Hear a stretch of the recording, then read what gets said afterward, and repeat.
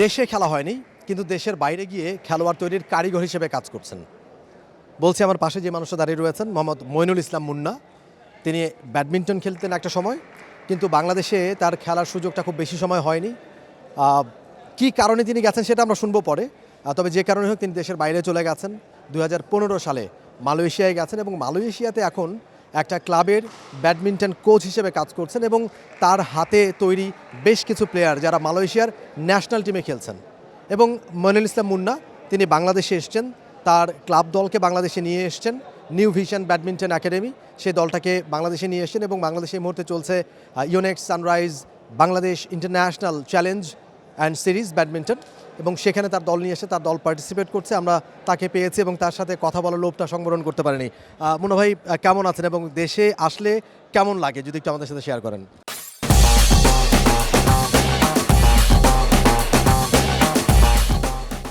হ্যাঁ, আলহামদুলিল্লাহ ভালো আছি। দেশে আসছি, অফকোর্স ভালো লাগতেছে। তবে একটু ঠান্ডা লাগতেছে এই জায়গায়, কারণ মালয়েশিয়াতে অনেক হট।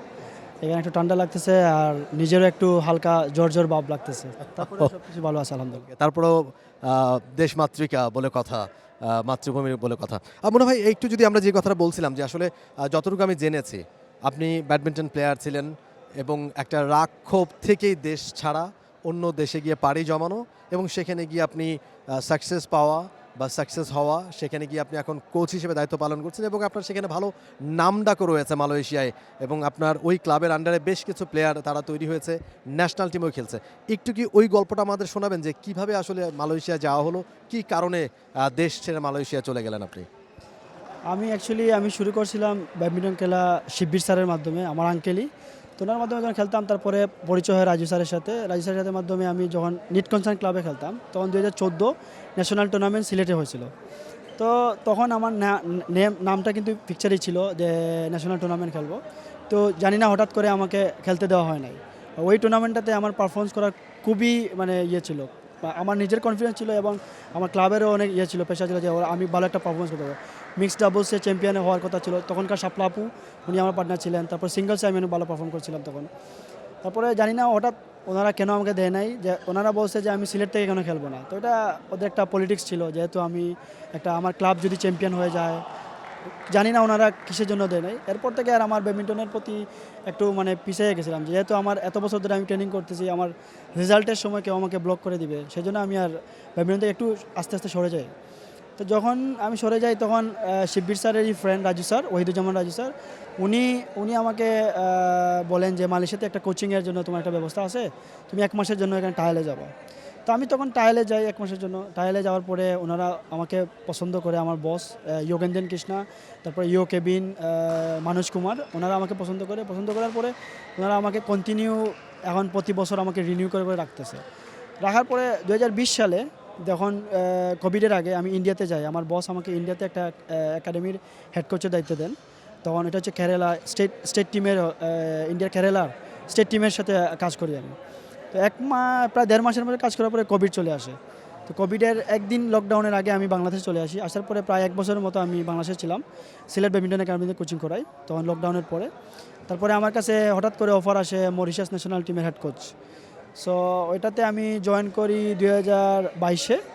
তারপরে ওইখানে আমি আলহামদুলিল্লাহ আফ্রিকা জুনিয়র চ্যাম্পিয়ন হই আমার টিম। তারপরে আন্ডার 19-এ ওদেরকে চ্যাম্পিয়ন হয়, আর সিনিয়র টিমে আমরা রানার্স আপ হই। তারপরে আমার মেন সিঙ্গেলসে আমার 2বার চ্যাম্পিয়ন ছিল আমার প্লেয়ার, ওমেন সিঙ্গেলসে চ্যাম্পিয়ন ছিল 2বার, একটা মেয়ে। তারপরে আমার 2টা প্লেয়ার অলিম্পিকে কোয়ালিফাই হয়। এই আমার জার্নি। তারপরে যখন ওইখানে একটু পলিটিক্যালি প্রবলেম ছিল ওদের ফেডারেশনে, তারপরে আমি নিজে থেকে রিজাইন করে আমি মালয়েশিয়াতে আমি ব্যাক করছি। এখন আপনি তারপর থেকে মালয়েশিয়ায় কাজ করছেন। এখন একটু কি বলবেন আসলে মালয়েশিয়া তো ব্যাডমিন্টনে ভালো, বরাবরই ভালো, তারা ডেভেলপ করছে ডে বাই ডে। তাদের সাথে আমাদের দেশের ব্যাডমিন্টনের তফাৎটা আসলে কোন জায়গায়? এটাকে আপনি খুঁজে পেয়েছেন? আপনি তো প্রতি বছরেই দেশে আসেন, এবারও দেশে এসেছেন, আপনার টিম নিয়ে এসেছেন। পার্থক্যটা কোন জায়গায়? দেখেন, আমাদের প্লেয়ারদের ট্যালেন্ট আছে, কিন্তু ডিসিপ্লিন, তারপরে ডায়েট, আমি বলবো নিউট্রিশন, এগুলোতে একটু ফোকাস দিতে হবে। তারপরে ডিসিপ্লিন বলতে দেখেন, ওনারা ট্রেনিং করে, বাংলাদেশের সবই প্লেয়ার ট্রেনিং করে। কবে ট্রেনিং করে? 1 মাস টুর্নামেন্টের আগে। কিন্তু আপনি দেখেন আমাদের প্লেয়াররা 12 মাস ট্রেনিং করে, ওদের কোনো পাবলিক হলিডে নাই। আমরা পাবলিক হলিডে ট্রেনিং করাই। আমাদের যখন পাবলিক হলিডে হয় আমরা পাবলিক ট্রেনিং করাই। আর আমাদের ক্লাব হচ্ছে ইন্টারন্যাশনাল, ইভেন ন্যাশনাল টিমে যখন ওদের টুর্নামেন্ট থাকবে, ইভেন কি ওদের বড় বড় সেলিব্রেশন থাকলে ওরা ওরা কিন্তু অফ দেবে না, ট্রেনিং ওরা ট্রেনিং করবে, ওরা 12 মাস ট্রেনিং করবে। তো এখন দেখেন আপনিই বলেন, আপনি ট্রেনিং করবেন 1 মাস আর ওরা ট্রেনিং করবে 12 মাস, অফকোর্স ওদের লেভেলটা আরও ভালো থাকবে। আর ওরা প্রতিদিন 2 থেকে 3 বার ট্রেনিং করে। আর আমাদের হচ্ছে 1 মাস টুর্নামেন্টের আগে ট্রেনিং করবে, তারপরে যাবে। এই জন্য আমি রিকোয়েস্টই করতেছি সরকারের কাছে বা ফেডারেশনের কাছে, যদি আমাদের প্লেয়ারকে একটু টেক কেয়ার করা হয়, ওরা ভালো খেলবে, ওদের অনেক ট্যালেন্ট আছে। আপনি দেখতে পারেন অনেক প্লেয়ার অনেক ভালো ভালো প্লেয়ারদের সাথে জিততেছে, প্লাস ইন্টারন্যাশনাল রেজাল্ট পাইতেছে।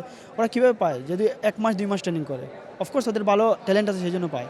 সেই জন্য ওদেরকে ট্রেনিংয়ের ব্যবস্থা করা হয় ইয়ারলি, তারপরে ওদেরকে স্পন্সর দেওয়া হয় টুর্নামেন্টে। ডেফিনেটলি ক্রিকেট যেরকম আমাদের অনেক নাম নাম ইয়ে করছে, সেম ব্যাডমিন্টনের নাম ইয়ে করবে। অ্যাবসলিউটলি চমৎকার কথা বলেছেন আপনি। আসলে এটা আমরাও অনুভব করি যে আমাদের ট্রেনিং ফ্যাসিলিটিসটা অনেক কম অন্য দেশের তুলনায়, বাট আমাদের অনেক ট্যালেন্ট আছে, এটা একেবারে খুবই সত্যি কথা। আপনার ক্লাবের কথা যদি একটু শুনতে চাই, এবার তো তারা পার্টিসিপেট করছে, কতজন প্লেয়ার এসছে আপনার ক্লাব থেকে এবার, এবং তাদের এইবারের এই টুর্নামেন্টে কেমন রেজাল্ট? আমার টোটাল 16 জন প্লেয়ার নিয়ে আসি, 2 জন কোচ, একজন ডাবলস আছে কোচ, আর আমি আছি একজন সিঙ্গেল কোচ, আর একজন ম্যানেজার আছে আমাদের সাথে। সো 11টা ছেলে, 5টা মেয়ে। এখানে মিক্সড ডাবলস আছে, ওমেন ডাবলস আছে, মেন সিঙ্গেলস আছে, মেন ডাবলস আছে, সব ইভেন্টেই আমাদের প্লেয়ার আছে। কেমন পারফরমেন্স এবার তাদের? পারফরমেন্স মোটামুটি ভালো। ওদের মেইনলি প্রবলেম হইতেছে ডাস্টের জন্য। ওরা ডাস্টের জন্য অনেকগুলো প্লেয়ার, আমার ভালো প্লেয়ার যেটা, ওটা কিন্তু জ্বর আছে ওর, ও কালকে খেলতে পারে নাই। ও ইরানের সাথে হাইরা গেছে, সাপোজ টু বি ও ইরানের সাথে জিতছে। আসার আগে একদিন আগে আমি ওর সাথে ফ্রেন্ডলি ম্যাচ খেলছি যে ব্যাডমিন্টন এশিয়াতে, ও স্টেটলি গেম দিছে ওরে। তো এখানে এসে ও হার্টসের 3 সেট করে। সো এটাতে আমি বুঝতে পারলাম যে ওর জ্বরের জন্য খেলতে পারে নাই। তো আমি ওকে আর প্রেশার দিই নাই।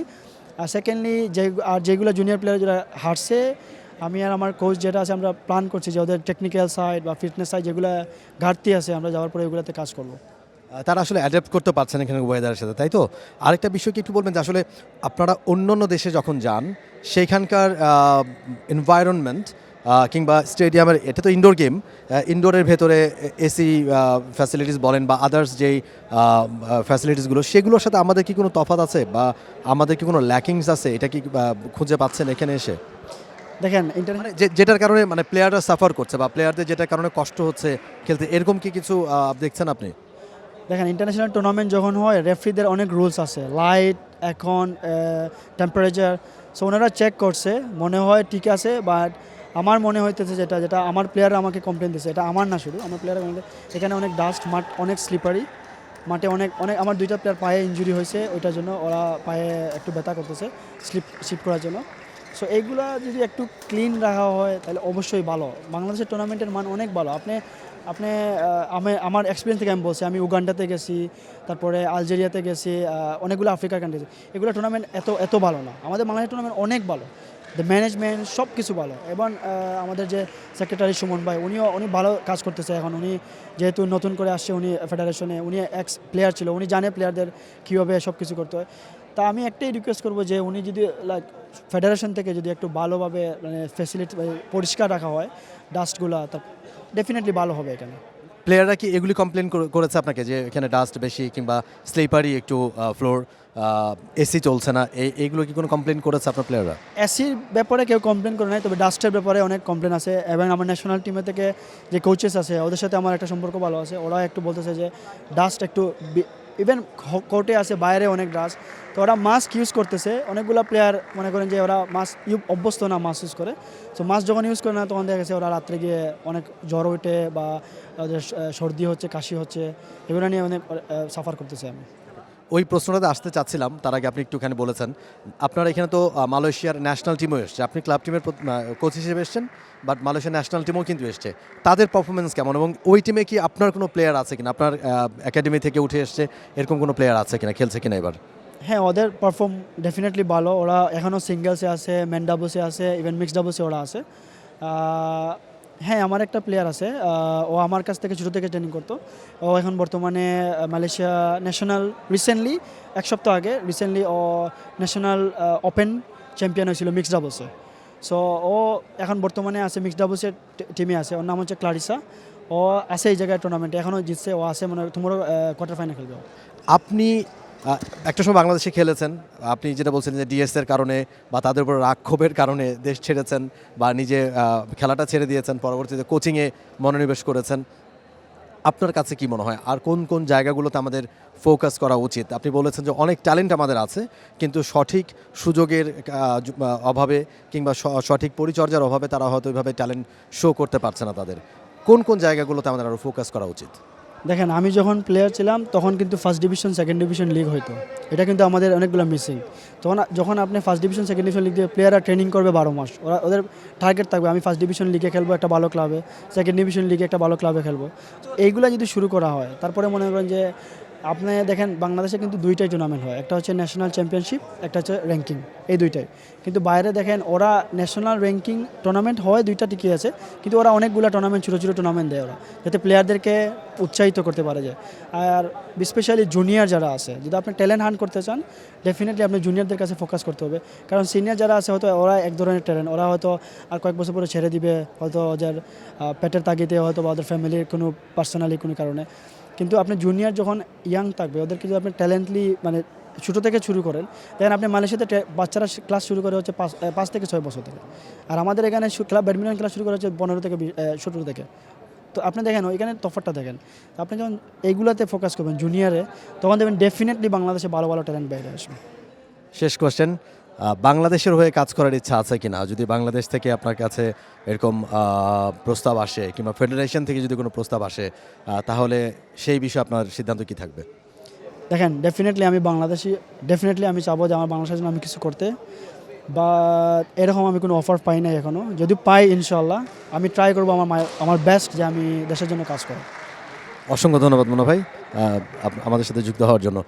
কথা বলছিলেন মাইনুল মুন্না, এবং তিনি মালয়েশিয়ার একটা ক্লাবের কোচের দায়িত্ব পালন করছেন, এবং প্রতি ইন্টারন্যাশনাল টুর্নামেন্ট যখন এখানে অনুষ্ঠিত হয় তখন তার দল নিয়ে আসেন, এবারও নিয়ে এসছেন, এবং বেশ কিছু বিষয় তার কাছ থেকে আমরা জানলাম বাংলাদেশ এবং মালয়েশিয়ার তফাৎটা কোন জায়গায় এবং কোন কোন জায়গায় আরও ফোকাস করা উচিত বাংলাদেশের ব্যাডমিন্টনটাকে এগিয়ে নেওয়ার জন্য। নিশ্চয়ই কর্তা ব্যক্তি যারা রয়েছেন, কর্তৃপক্ষ যারা রয়েছেন, হয়তো এখান থেকে যদি কিছু নেয়ার থাকে নিশ্চয়ই হয়তো তারা সেগুলো নেবেন। For more updates, subscribe to our YouTube channel and click on the bell icon. Follow us on Facebook and Instagram. Download T-Sports app to enjoy exciting games and highlights. Visit tsports.com.